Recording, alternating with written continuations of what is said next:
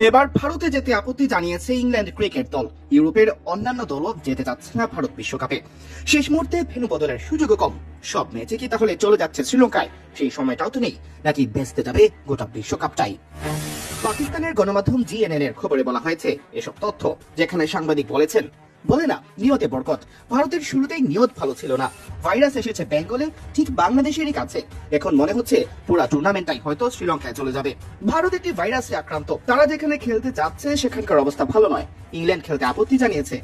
এমনটি জানিয়ে ওই খবরে আরো বলা হয়েছে, টি-20 বিশ্বকাপ 20 দলের 55 ম্যাচের মাত্র 20টি ম্যাচ শ্রীলঙ্কায়, বাকি সবই ভারতে। ভেন্যু বদলের কাজটা তাই কঠিন। আইসিসি কে অনেক ভেবেচিন্তে সিদ্ধান্ত নিতে হবে। বাংলাদেশকে বলা হলো এখন ভেন্যু পরিবর্তন সম্ভব নয়, এখন হাতে তো আর বেশি সময়ও নেই। অথচ এখন সব ম্যাচ শ্রীলঙ্কায় নেওয়া। ভারতে প্রাণ ফোড়নের মতো মারাত্মক ভাইরাসের ছড়িয়ে পড়ার খবর এখন আর ভারতের ভেতরে সীমাবদ্ধ নয়। বিশ্ব মিডিয়া ফলো করে প্রচার করছে এর ভয়াবহতা। বাধ্য হয়ে ভারত অসহায় স্বীকারোক্তি দিয়ে জানিয়েছে সচেতনতার বার্তা। বিশ্বকাপের আগে ঠিক এখানেই শঙ্কার কথাটা, এত কড়াকড়ি মেনে কি বিশ্বকাপ খেলা সম্ভব? এদিকে আল জাজিরা দাবি করছে করোনার চেয়ে মারাত্মক ভারতে ছড়িয়ে পড়া এই ভাইরাস।